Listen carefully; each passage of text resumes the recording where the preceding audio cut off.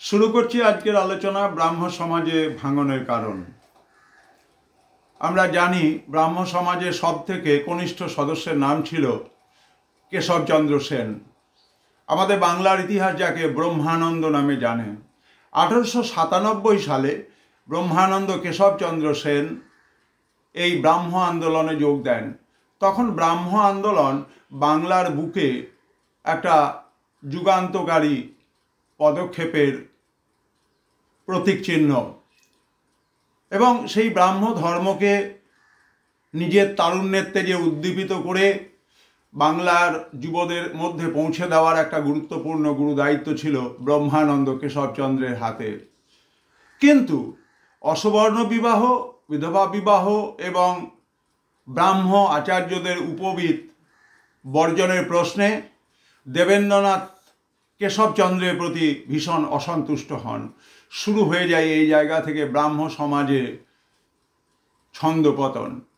ভারতীয় ব্রাহ্ম সমাজ এবং রক্ষণশীল আদি ব্রাহ্ম সমাজ বেরিয়ে আসলো।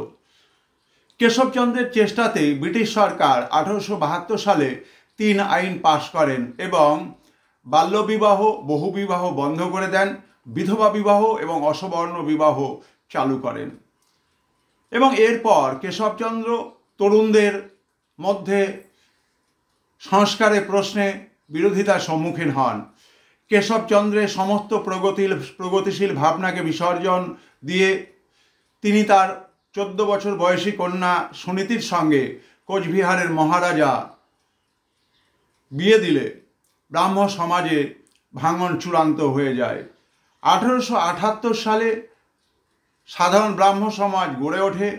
এই ব্রাহ্ম সমাজ আন্দোলন আস্তে আস্তে যেভাবে ঢেউ তুলে সমাজের বুকে আলোড়ন সৃষ্টি করেছিল, ঠিক ঢেউ স্তিমিত হওয়ার সঙ্গে সঙ্গে ব্রাহ্ম আন্দোলনের ভাঙনের পর্ব সম্পূর্ণ হয়।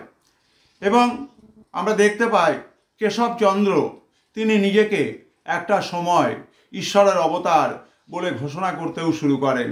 তিনি ব্রাহ্ম সমাজে ভক্তিগীতি এবং সংকীর্তন প্রথা চালু করেন এবং ব্রাহ্মদের কাছে যুক্তিবাদ জিনিসটা অনেকটাই ম্লান হয়ে যায়।